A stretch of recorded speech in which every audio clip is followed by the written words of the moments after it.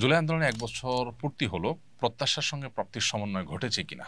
দিনই ক্ষেত্রে কি প্রত্যাশা করেছেন আর কতটুকু পেয়েছেন? প্রথমে বলতে চাই আল্লাহ তাআলার লাখো কোটি শুকর যে আলহামদুলিল্লাহ একটা নতুন আবহাওয়া, নতুন পরিবেশ আমরা পেয়েছি, পরিবর্তন আমরা পেয়েছি। একটি জগদ্দল পাথর থেকে আমরা মুক্তি পেয়েছি। হিন্দুত্ববাদের করাল থাবা থেকে আমরা মুক্তি পেয়েছি। আমাদের শুকরিয়া আদায় করবার মতো অনেক জায়গা আছে। নিশ্চয়ই সেজন্য আল্লাহ তাআলার কাছে আমরা শুকর আদায় করি। সেই সাথে প্রত্যাশার সাথে প্রাপ্তির কিছু ক্ষেত্রে সমন্বয় ঘটলেও অনেক ক্ষেত্রেই অপ্রাপ্তি রয়ে গেছে। যে পরিমাণ দিনদার মানুষেরা, মাদ্রাসা শিক্ষার্থীরা যেভাবে তাদের জীবন বাজি রেখেছেন, এমনকি স্কুল, কলেজ, ইউনিভার্সিটির স্টুডেন্ট যারা জীবন বাজি রেখেছে, তাদের উল্লেখযোগ্য সংখ্যক ধার্মিক।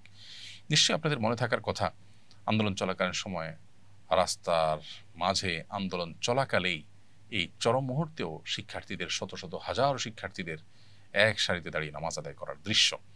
এগুলো পরিষ্কারভাবে বার্তা দেয় যে এটি মূলত সফল করেছে কারা, এবং যেই জুলুম অবিচার চলেছে এত বছর পর্যন্ত, সে জুলুম অবিচার মূলত কাদের প্রতি হয়েছে? আয়নাঘরে কারা বেশি ছিল? অতএব তারাই যে এই আন্দোলনকে সাকসেস করার জন্য সবচেয়ে বেশি কষ্ট করেছেন, জীবন বাজি রেখেছেন, সেটি বলার অপেক্ষা রাখে না। কিন্তু তাদের আদর্শ, এটার প্রতি কতটা শ্রদ্ধা জ্ঞাপন করা হয়েছে, তাদেরকে কতটা গুরুত্ব দেওয়া হয়েছে, সেটা নিয়ে যথেষ্ট প্রশ্ন করবার সুযোগ আছে। এক শ্রেণী মানুষ এই শহীদদের রক্তের উপর দাঁড়িয়ে বিদেশি এজেন্ডা বাস্তবায়নে তারা ব্যস্ত। তারা এদেশে মানুষের কল্যাণ সাধন করার চাইতে বিদেশিদের বিভিন্ন কৃষ্টি কালচারকে এখানে প্রতিষ্ঠা করবার জন্য তারা মরিয়া হয়ে উঠেছেন। বিভিন্ন এনজিওগুলোর শেখানো মন্ত্র, সেগুলো তারা অনবরত পাঠ করে চলেছেন এবং সেগুলোকে সুকৌশলে আমাদের এই রাষ্ট্রের মধ্যে প্রবেশ করাবার, প্রতিষ্ঠিত করবার তারা চেষ্টা করছেন। এই জায়গাতে একটা বড় অপ্রত্যাশা রয়েছে। আর এর বাইরে আলহামদুলিল্লাহ শুকরিয়া আদায় করবার যথেষ্ট জায়গা আছে, সেটি তো আমরা অবশ্যই বলবো। আমি আশা করব যে বাকি যে দিনগুলো আছে সেই দিনগুলোতে সরকার এবং সংশ্লিষ্ট যারা আছেন তারা জনগণের প্রত্যাশাটার প্রতি শ্রদ্ধা তারা নিবেদন করবেন, মানুষের প্রত্যাশাকে তারা বোঝার চেষ্টা করবেন, মানুষ কি চায়। এদেশে মানুষ ধর্মপ্রাণ। ধর্মীয় মূল্যবোধ পরিপন্থী করে কিছু চাপিয়ে দেওয়াকে দেশের মানুষ কখনো ভালোভাবে নেয় না এবং সহ্য করে না। সেই বিষয়টিকে আমি আশা করছি তারা দেখবেন এবং ধর্মীয় জনগোষ্ঠীর যে আত্মত্যাগ, সেটার প্রতি তারা শ্রদ্ধা দেখাবেন, সেটি আমি প্রত্যাশা করি তাদের কাছে। বাংলাদেশের জাতিসংঘের পরবর্তী আবাসিক সমন্বয়ক হিসেবে নিয়োগ পাওয়া কূটনীতিক একজন সমকামী, বিষয়টি জাতিসংঘ সদর দপ্তর থেকে বাংলাদেশকে জানিয়ে এগ্রিমেন্ট চাওয়া হয়েছে। নতুন দূত তার সমকামী পার্টনারকে নিয়েই বাংলাদেশে আসতে চান বলে জানিয়েছেন কূটনৈতিক সূত্র। এক্ষেত্রে বাংলাদেশের কি করণীয় উচিত বলে আপনি মনে করেন? খুবই দুর্ভাগ্যজনক একটি ঘটনা এবং এই ঘটনায় অন্যদের মতো আমরাও সংক্ষুব্ধ হয়েছি একজন নাগরিক হিসাবে দেশের। আমি মনে করি যে জাতিসংঘ এক্ষেত্রে অপেশাদার আচরণ করেছে।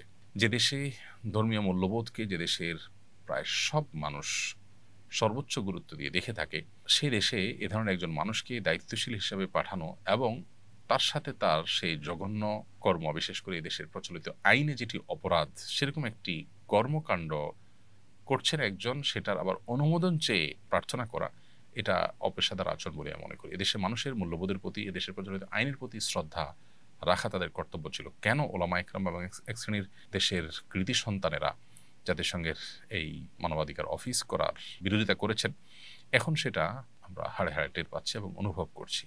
অফিস করার আগেই যদি অবস্থা হয়, তাহলে তাদের এজেন্ডা কি হবে এবং তারা এদেশের মূল্যবোধকে কতটা হুমকির মধ্যে ফেলতে পারে, সেটা নিয়ে যথেষ্ট দুশ্চিন্তা করবার সুযোগ আছে। অতএব বাংলাদেশের উচিত প্রচলিত আইনে যেহেতু সমকামিতা অপরাধ, অতএব সুস্পষ্টভাবে প্রকাশ্যে ঘোষণা দিয়ে এরকম কর্মকাণ্ডে লিপ্ত থাকা ব্যক্তি কোনোভাবেই এদেশে তথাকথিত মানবাধিকার প্রতিষ্ঠার কাজ করতে পারেন না। তাকে পরিষ্কারভাবে ডিনাই করা উচিত এবং এক্ষেত্রে এদেশের ধর্মীয় এবং সামাজিক মূল্যবোধের প্রতি শ্রদ্ধা দেখানোটা তাদের কর্তব্য ছিল। কিভাবে তারা সেটাকে বৃদ্ধাঙ্গুলি দেখিয়েছে বা কিভাবে সেটার বিরুদ্ধে তারা বাংলাদেশের কাছে প্রস্তাব পাঠিয়েছে, সেটা আসলে বোধের অগম্য। বিধায় এই বিষয়টা নিয়ে ওলামা ইকরাম এবং সর্বস্তরের মানুষের সোচ্চার হওয়া দরকার এবং সরকারের যথাযথ সিদ্ধান্ত গ্রহণ করা উচিত বলে আমরা মনে করি। অষ্টাদশ শিক্ষক নিবন্ধন পরীক্ষার ভাইবা নিয়ে বিতর্ক হচ্ছে। প্রিলিমিনারি ও লিখিত পরীক্ষায় উত্তীর্ণ বহু প্রার্থী ভাইবায় বাদ পড়েছেন। যদিও ভাইবার নম্বর মূল ফলাফলে যুক্ত হয় না, ভাইবায় কেবল কাগজপত্র যাচাই হওয়ার কথা থাকলেও বাস্তবে ব্যাপক বৈষম্যের অভিযোগ উঠেছে। কাউকে শুধু নাম ঠিকানা জিজ্ঞেস করা হয়েছে, আবার কাউকে কঠিন প্রশ্ন করে ফেল করানো হয়েছে। পরীক্ষকদের মতাদর্শ না মিললেই ফেল করানো হয়েছে বলে আমার পর্যবেক্ষণ। এ ধরনের মূল্যায়ন কি ন্যায্য? শিক্ষক নিবন্ধন পরীক্ষায় নীতি ও পদ্ধতি কেমন হওয়া উচিত বলে আপনি মনে করেন? দেখুন, এ ধরনের পরীক্ষায় অনেক বড় একটা আমানতদারিতার বিষয় চলে আসে। এখানে কারোর প্রতি যদি কোনো প্রকার বৈষম্য করা হয়, জুলুম করা হয়, সেটি শুধু জুলুমই নয়, সেই রাষ্ট্রকে বা জনগণকে তাদের অধিকার থেকে বঞ্চিত করা, এবং এর বিপরীতে অযোগ্য, অথর্ব এবং তুলনামূলক কম যোগ্য মানুষকে নিয়োগ দিয়ে মূলত রাষ্ট্রের সাথে, জনগণের সাথে প্রতারণা করা হয়। অনেক মানুষের অধিকার, গোটা দেশের জনগণের অধিকার সেখানে নষ্ট করা শামিল।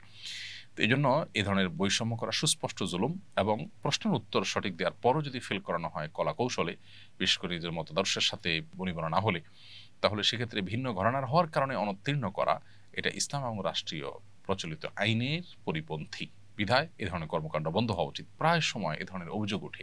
আমি জানি না এই অভিযোগগুলোকে কতটা আমলে নেওয়া হয়।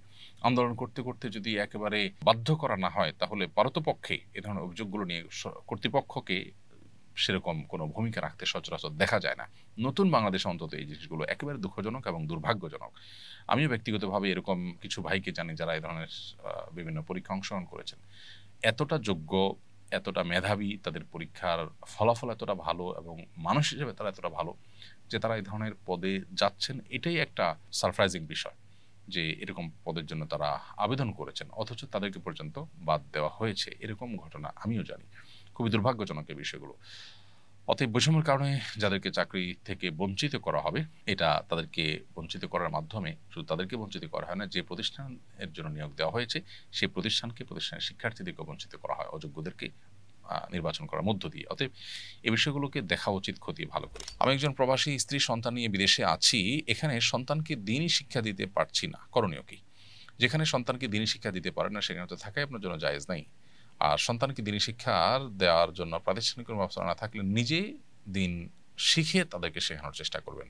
এটা হতে পারে আপনার জন্য সর্বশেষ বিকল্প। কিন্তু কোনোভাবে যদি দ্বীনি শিক্ষা দেওয়ার কোনো উপায় না থাকে, আপনি দিতে না পারেন, তাহলে সেক্ষেত্রে সন্তানকে দিন বিমুখ করে গড়ে তোলা আপনার জন্য নাজায়েজ কাজ, এবং এরকম পরিবেশে থাকাই আপনার জন্য নাজায়েজ যেখানে আপনি কোনোভাবেই সন্তানকে দিনমুখী করতে পারছেন না, বরং দিন বিমুখ হতে বাধ্য করছেন।